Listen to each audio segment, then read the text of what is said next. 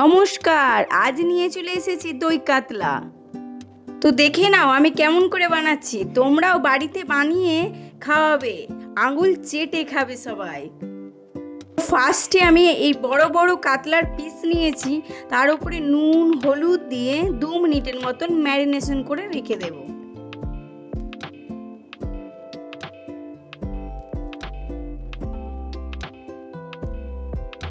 নুন হলুদ মাখানো হয়ে গেছে। এখানে কিছু মশলা নিয়েছি কাজু, পোস্ত, কিশমিশ আর চামগজ।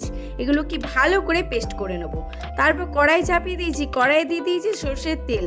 তেল ভালো করে গরম হয়ে আসলে একে একে মাছের পিসগুলো ভেজে নেব। মাছগুলো লাল লাল করে ভেজে তুলে নেব। তারপর আরেকটা মশলা নিয়েছি রসুন, ঝাল অনুযায়ী কাঁচা লঙ্কা, আদা আর পেঁয়াজ। এটাও একটা পেস্ট বানিয়ে রেখে দেব। মাছ ভাজা হয়ে গেছে, ওই তেলে ফোড়নে দেব 5 ফোড়ন, তেজপাতা, কটা শুকনো লঙ্কা আর যে আদা রসুন পেঁয়াজ কাঁচা লঙ্কার যে পেস্টটা বানিয়ে রেখেছি সেই পেস্টটা দিয়ে দেব। ভালো করে মশলাটা কষবো।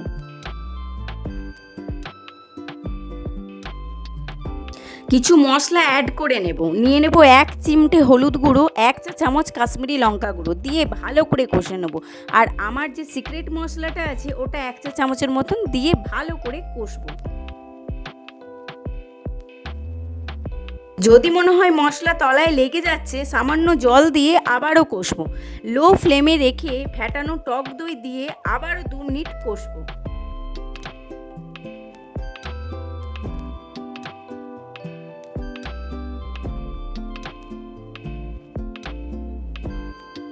কেমন তেল ছেড়েছে দেখো মশলা থেকে। এরপর যে কাজু বাদাম, মগজদানা, পোস্ত, চামগজ বেটে রেখেছিলাম সেই পেস্টটা দিয়ে ভালো করে আরও 2 মিনিট কষবো।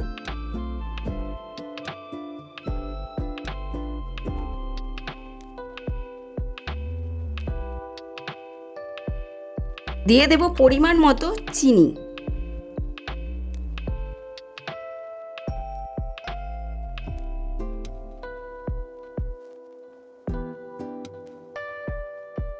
মশলা কষা হয়ে গেছে, দিয়ে দেব জল, দিয়ে দেব গোটা গরম মশলা। ঝোল ফুটতে দেব। ঝোল ফুটে উঠলে মাছে ভাজার পিসগুলো দিয়ে দেব।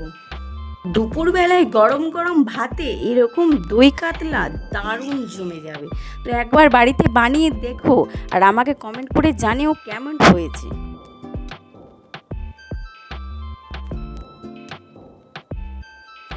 ব্যাস, আমাদের দই কাতলা রেডি। ওপর থেকে 1 চা চামচ ঘি দিয়ে ভাতের সাথে পরিবেশন করুন আর জিজ্ঞাসা করুন কেমন হয়েছে। আজকের মতো এখানেই। ভিডিওটি ভালো লাগলে অবশ্যই লাইক করে দেবেন, শেয়ার করে দেবেন, সাবস্ক্রাইব করে দেবেন, অবশ্যই কমেন্ট করবেন। Bye bye, tata.